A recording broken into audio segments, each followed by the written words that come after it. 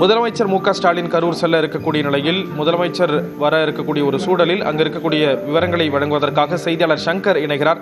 சங்கர், முதலமைச்சர் மு க ஸ்டாலின் அங்கு வந்து உயிரிழந்தவர்களுடைய நபர்களின் உறவினர்களுக்கு ஆறுதல் சொல்ல இருக்கிறார். என்னென்ன பாதுகாப்பு ஏற்பாடுகள் செய்யப்பட்டிருக்கு, அதிகாரிகள் யாரெல்லாம் இருக்காங்க இப்போதைய நிலவரப்படி? ஸ்ரீராம், தற்பொழுது பார்த்தீங்கன்னா கரூர் மாவட்டம் வேலுச்சாமி நகர் பகுதியில் வந்து விஜய் அவர்களின் பரப்புரையின் போது மூச்சு திணறல் ஏற்பட்டு சுமார் ஒரு 39 பேர்கள், குழந்தைகள், பெண்கள் உட்பட 39 பேர்கள் இறந்துள்ளனர்.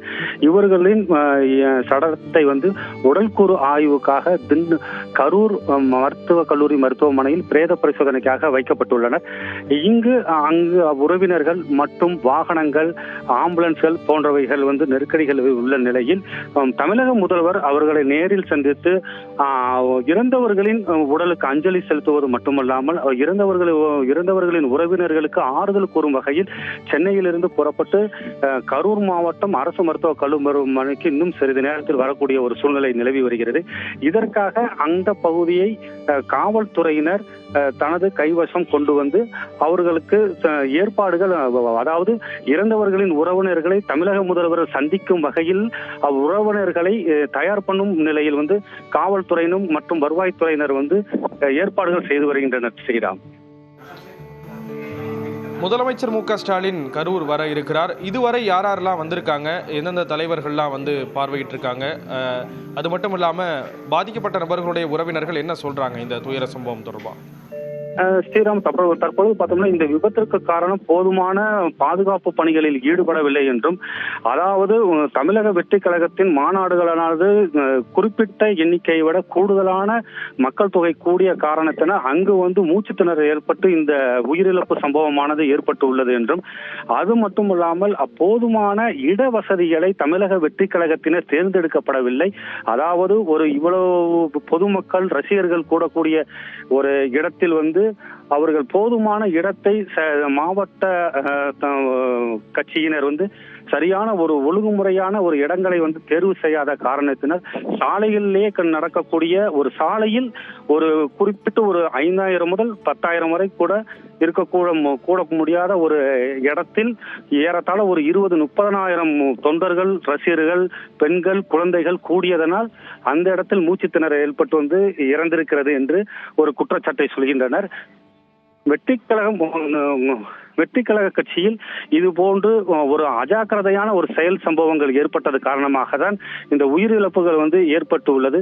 மேலும் இந்த உயிரிழப்புகள் ஏற்பட்டவுடன் அனைத்து கட்சி தலைவர்களும் தங்களுடைய வருத்தத்தை தெரிவித்துக் கொண்டிருக்கின்றனர். அது மட்டாமல் விஜயபாஸ்கர், ராஜேந்திர பாலாஜி, கரூர் பாராளுமன்ற வேட்பாளர், தொகுதி உறுப்பினர் மற்றும் அரசியல் பிரமுகர்கள் கரூர் அரசு மருத்துவக் கல்லூரி மருத்துவமனையில் வந்து இறந்தவர்களின் உறவினர்களுக்கு ஆறுதல் கூறி வருகின்றனர். மேலும் இந்த துயர சம்பவத்திற்கு தமிழக முதல்வர், எதிர்க்கட்சி தலைவர் மற்றும் OPS அனைத்து அரசியல் பிரமுக தலைவர்களும் ஆறுதல் கூற வருகை தருவதாக ஒரு தகவல்கள் வந்து கொண்டிருக்கின்றன. இன்னும் சிறிது நேரத்தில் வந்து தமிழக முதல்வர் இறந்தவர்களின் உடலுக்கு அஞ்சலி செலுத்தி அது மட்டுமல்லாமல் அவர்கள் உறவினர்களுக்கும் ஆறுதல் செய்யக்கூடிய ஒரு சம்பவம் நடைபெற இன்னும் காலதாமதம் ஆகிக்கொண்டு இருக்கிறது. ஸ்ரீராம், கண்டிப்பா சங்கர், நீங்க குறிப்பிட்டது போல பல அரசியல் தலைவர்களும் தங்களுடைய பயண திட்டங்களை மாற்றிக்கொண்டு கரூர் விரைந்து இருக்கிறார்கள். அடுத்தடுத்து பல தலைவர்களும் அங்கு வந்து உயிரிழந்தவர்களுடைய நபர்களின் உறவினர்களை சந்தித்து ஆறுதல் கூறக்கூடிய அந்த காட்சிகளையும் நம்மால பார்க்க முடியுது. இந்த ஒரு சூழல்ல தான் பலரும் வந்து மருத்துவமனை வாயிலில் குழுமி இருப்பாங்க. பாதிக்கப்பட்ட நபர்கள், உயிரிழந்த நபர்கள் என்று பலரினுடைய உறவினர்களும் கூடியிருக்கக்கூடிய ஒரு சூழல்ல எதிலும் கட்டுப்பாடுகள் விதிக்கப்பட்டிருக்கா? யாரெல்லாம் மருத்துவமனைக்குள்ள போறதுக்கான வாய்ப்பு அப்படிங்கிறது கொடுக்கப்படுது? துயர சம்பவத்தை பார்ப்பதற்காக உறவினர்கள் மட்டுமல்ல, அந்த சம்பவத்தில் பெரும் சோகத்தில் உள்ள பொதுமக்கள் மற்றும் மருத்துவர்கள், அரசு அலுவலர்கள், உறவினர்கள் அல்லாத அந்த சோகத்தை பங்கேற்றுக் கொள்ள வேண்டும் என்று அரசியல் கட்சி பிரமுகர்கள் மட்டுமல்லாமல் சமூக ஆர்வலர்கள், பொதுநல கொண்ட ஒரு சமூக ஆர்வலர்கள், பொதுமக்கள் என அனைவரும் வந்து தங்களுடைய சோகத்தை வெளிப்படுத்தும் விதமாக மருத்துவக் கல்லூரி மருத்துவமனையில் குவிந்த வண்ணம் வருகின்றனர். மேலும் இங்கு இந்த மருத்துவமனையில் இந்த சோக சம்பவத்தை எந்த விதமான கட்டுப்பாடுகளும் இன்றி அனைவரும் அந்த சோகத்தில் பங்கேற்க வேண்டும் என்ற கோணத்தில் மாவட்ட நிர்வாகம் எந்த விதமான கட்டுப்பாடுகளும் இல்லாமல் அனைவரும் இந்த சோக நிகழ்ச்சியில் பங்கேற்குமாறு வசதிகள் ஏற்பாடு செய்து வருகின்றனர். ஸ்ரீராம். தற்போதைய தகவல்களுக்கு நன்றி சங்கர். உயிரிழப்பு எண்ணிக்கை 39ஆக உயர்ந்திருக்கிறது. தமிழக அரசியல் வரலாற்றில் இது ஒரு கருப்பு நாள் என்றேதான் குறிப்பிட வேண்டும். ஒரே நாளில் கிட்டத்தட்ட 39 பேர் பலியாகி இருக்கிறார்கள். பரப்புரையின் போது கூட்ட நெரிசலில் சிக்கி 39 பேர் உயிரிழந்திருக்கக்கூடிய ஒரு சூழலில் அவர்களது உறவினர்கள் கதறி அடக்கூடிய காட்சிகள் காண்போரை உழுக்கக்கூடிய விதத்தில் இருக்கிறது. ஒட்டுமொத்த தமிழகத்தையும் இந்த சம்பவம் அதிர்ச்சிக்கு உள்ளாக்கி இருக்கிறது. இந்த ஒரு சூழலில் விஜய் வீட்டில் தாவேக்கவினர் குவியக்கூடியதாக கூறப்படுகிறது. அதன் காரணமாக விஜயினுடைய வீட்டுக்கு கூடுதல் பாதுகாப்பு அளிக்கப்பட்டிருப்பதாகவும் அங்கு இருக்கக்கூடிய தகவல்கள் தெரிவிக்கின்றன. நீலாங்கரையில் இருக்கக்கூடிய விஜய் வீட்டில் பாதுகாப்பு அதிகரிக்கப்பட்டிருப்பதாக கூறப்படுகிறது. திருச்சியிலிருந்து சென்னை அங்கிருந்து பனையூர் சென்ற விஜய் செய்தியாளர்களை சந்திக்கவில்லை என்று கூறப்பட்ட ஒரு சூழலில் சென்னை நீலாங்கரையில் இருக்கக்கூடிய விஜயினுடைய வீட்டிற்கு பாதுகாப்பு என்பது அதிகரிக்கப்பட்டிருப்பதாக அங்கு இருக்கக்கூடிய தகவல்கள் தெரிவிக்கின்றன.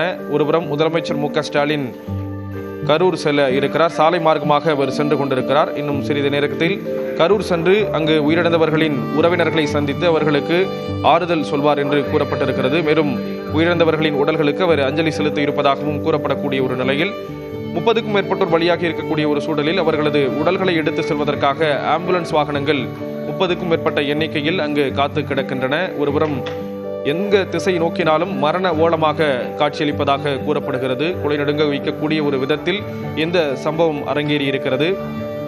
10 குழந்தைகள், பிஞ்சு குழந்தைகள் இதில் உயிரிழந்திருக்கிறார்கள்.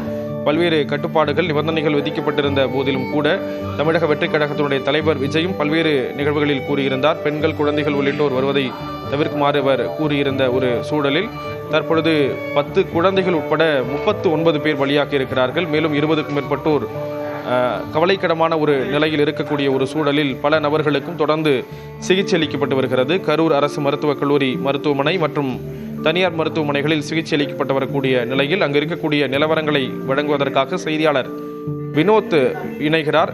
நீலாங்கரை வீட்டில் இருக்கக்கூடிய நிலவரம் தொடர்பான விவரங்களை பகிர்ந்து கொள்வதற்காக. வினோத், விஜயினுடைய வீட்டிற்கு கூடுதல் பாதுகாப்பு போடப்பட்டிருக்கு. அங்க என்ன மாதிரியான ஒரு சூழல் இருக்கு? தாவேக்க தொண்டர்கள் யாரும் குவிஞ்சிருக்காங்களா? நிச்சயமாக ஸ்ரீராம். கரூர் மாவட்டத்தில் இன்று தமிழக வெற்றி கழகத்தின் தலைவர் அவருடைய பரப்புரையில் ஈடுபட்ட அந்த கூட்ட நெரிசலில் சிக்கி சுமார் 39 பேர் பலியாகியுள்ளனர். 10 சிறுவர்கள், 17 பெண்கள் உள்ளிட்ட 39 பேர் ஒரு பரப்புரையில் உயிரிழந்த சம்பவம் பெரிய ஒரு சோகத்தை ஏற்படுத்தியது. மீள முடியாத ஒரு சோகத்தை ஏற்படுத்திய இந்த சம்பவம் தொடர்ந்து பல்வேறு இடங்களில் நள்ளிரவு முதல் தூக்கமில்லாமல் மக்கள் அங்கு இருக்கக்கூடிய ஒரு நிலைதான் உருவாகியுள்ளன. அதைத் தொடர்ந்து தற்போது சென்னை கிழக்கு கடற்கரை சாலை நீலாங்கரை பகுதியில் உள்ள அக்கட்சியின் தலைவர் விஜயின் வீட்டின் முன்பு ஏராளமான தொண்டர்கள் இந்த தகவல் தெரிந்ததிலிருந்தே வருகை தந்துள்ளனர். அதைத் தொடர்ந்து காவல்துறையினர் இங்கு குவிக்கப்பட்டு அந்த தொண்டர்களை இங்கு குமிழ விடாமல் இங்கிருந்து அப்புறப்படுத்த பணியில் தொடர்ந்து ஈடுபட்டு வருகின்றனர். இருந்தாலும் இந்த தகவலிருந்து நள்ளிரவு நேரத்திலும் தொண்டர்கள் இந்த பகுதிக்கு வருகை தந்து விஜய் வீட்டின் முன்பாக தற்போது அமர்ந்து இங்கு குவிந்துள்ளனர். இதனால் காவல்துறையும் கூடுதலாக குவிக்கப்பட்டு இங்கு மக்கள் அதிகம் கூடாத அளவிற்கு பாதுகாப்பு பணியில் ஈடுபட்டு வருகின்றனர். ஸ்ரீராம். விஜய் வீட்டை நோக்கி வரக்கூடிய அந்த தொண்டர்களுக்கு என்னென்ன அறிவுறுத்தல்களை அங்க இருக்கக்கூடிய காவல் அதிகாரிகள் கொடுக்கறாங்க? மொத்தம் எவ்வளவு காவலர்கள் பாதுகாப்பு பணியில ஈடுபட்டிருக்காங்க? ஒரு காவல் ஆய்வாளர், ஒரு உதவி ஆய்வாளர் உள்ளிட்ட 10க்கும் மேற்பட்ட போலீசார் இந்த பகுதியில் பாதுகாப்பு பணியில் ஈடுபட்டு வருகின்றனர். இங்கு வரக்கூடிய தமிழக வெற்றி கழகத்தின் தொண்டர்கள் காவல்துறையிடம் வாக்குவாதத்தில் ஈடுபட்டு வருகின்றனர். ஏனென்றால் காவல்துறையினர் இந்த பகுதியில் நிற்கக்கூடாது, அதிகமாக எங்கள் கூடக்கூடாது ஒரே இடத்தில் என்று கூறி அவர்களை வீட்டிற்கு செல்லும்படி அறிவுரை கூறினர். ஆனால் எங்களுடைய தலைவர் வீடு, நாங்கள் நிற்போம், இங்கு எங்களை நீங்கள் விரட்ட வேண்டாம் என்று காவல்துறையிடம் தமிழக வெற்றி கழகத்தை சேர்ந்த நிர்வாகிகள் கடுமையான ஒரு வாக்குவாதத்தில் ஈடுபட்டு வருகின்றனர்.